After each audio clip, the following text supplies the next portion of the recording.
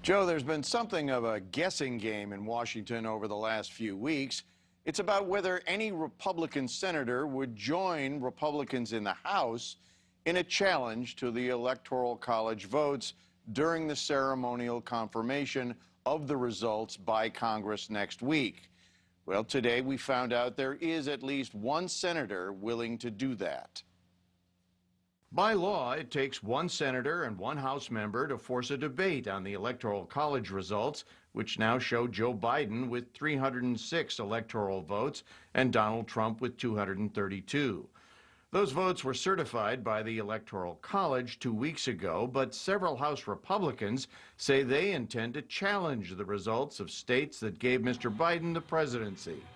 The challenge would take place on January 6th, during what is traditionally a relatively uneventful joint session of Congress. But today, Republican Senator Josh Hawley of Missouri said he will back the challenge that will slow, but is unlikely to stop, the tabulation of the votes.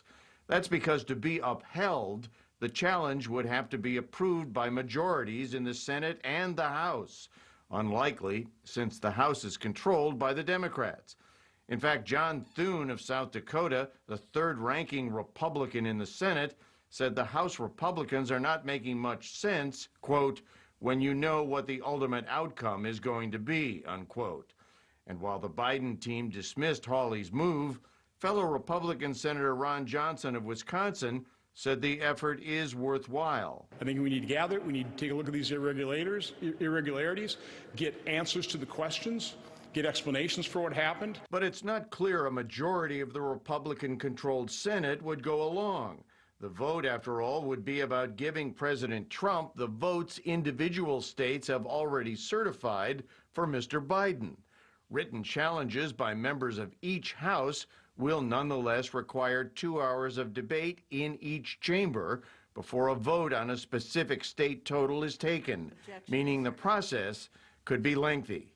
In a tweet today, Hawley, who has been a senator for 2 years, wrote, I cannot vote to certify the Electoral College results on January 6th without raising the fact that some states, particularly Pennsylvania, failed to follow their own state election laws. There are plenty of irregularities that have not been explained, and so I think taking that extra couple hours on one of those state votes probably make a lot of sense from the standpoint of explaining or laying out the issues that need to be addressed, the irregularities that need to be explained for the American public. So I'm certainly not opposed to it. But numerous lawsuits by the Trump campaign making the same arguments have been soundly rejected by the courts, including the Supreme Court.